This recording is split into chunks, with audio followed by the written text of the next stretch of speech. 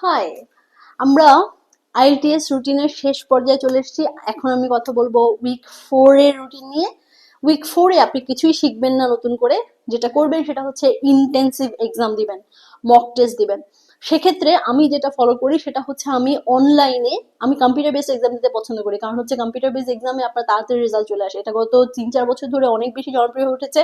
মালয়েশিয়াতে যেমন computer based exam ছাড়া হয় না, ইন্দোনেশিয়াতে, ফিলিপিনে কম্পিউটার বেসড এক্সাম ছাড়া হয় না, ভিয়েতনামে কম্পিউটার বেসড এক্সাম, পাকিস্তানে কম্পিউটার বেসড এক্সাম, ওদের পেপার বেসড এক্সাম এখন আর নেই। আমাদের দেশেও এরকম হবে যে কম্পিউটার বেসড এক্সামই থাকবে, পেপার বেসড এক্সাম চলে যাবে। হয়তো এটাতে সময় নিবে, হয়তো 1-2 বছর বা 3 বছর পরে এটা এক্সিকিউট হবে।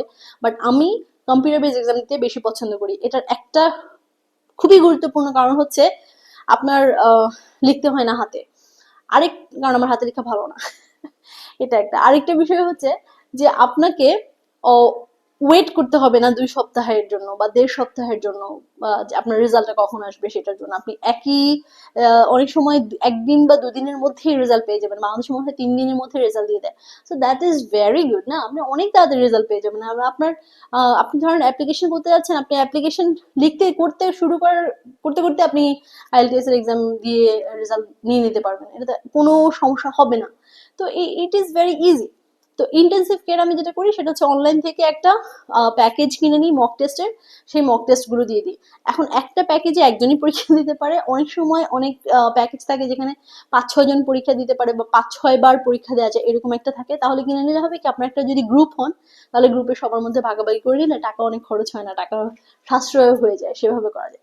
তবে একটা কথা খেয়াল রাখতে হবে, আপনাকে খুব ইন্টেন্সিভলি পরীক্ষাগুলো দিতে হবে। যদি একটা রুমে বসে যান আপনি কোনো ব্রেক নিতে পারবেন না। 3.5 ঘন্টার পরীক্ষা 3.5 ঘন্টার মধ্যেই দিতে হবে।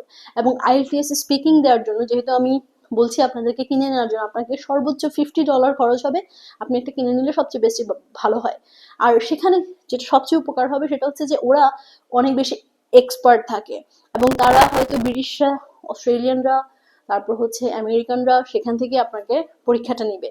এবং অনেক ট্রেনার আছে যারা হচ্ছে অনেক বলবো যে অনেক এক্সপার্ট, 15-20 বছর ধরে তাদের এক্সপার্টিস, এবং তারা সরাসরি আইএলটিএস এর এক্সামের সাথে বা ব্রিটিশ কাউন্সিলের সাথে জড়িত ছিল। এই জন্য তারা আইএলটিএস এর এক্সামটা নিতে পারে। তো তাদের থেকে যদি আপনি স্পিকিং টেস্টটা দিয়ে থাকেন, তাদের যে ফিডব্যাকটা পাবেন সেটা যত উপকার করবে আপনার অন্য কোনো ফিডব্যাক এত উপকার করবে না।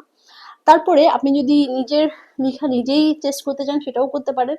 আপনি বই কিনে নেবেন এবং সেই বইয়ের প্রত্যেকটা টেস্ট আপনি নিজে দিয়ে দিতে পারেন, এবং আমার মনে হয় সেভাবেও করা যায়। আপনাকে যে কিনেই করতে হবে সেটা না, ওটা জাস্ট একটা সাজেশনস।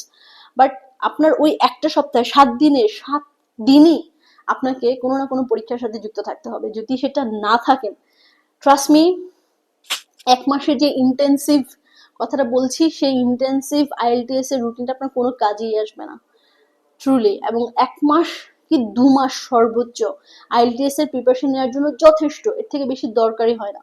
সো আপনি আমার পরামর্শ নিলেও নিতে পারেন, অনেকের পরামর্শ আছে সেটাও নিতে পারেন, এবং আপনি এভাবে প্র্যাকটিস শুরু করেন।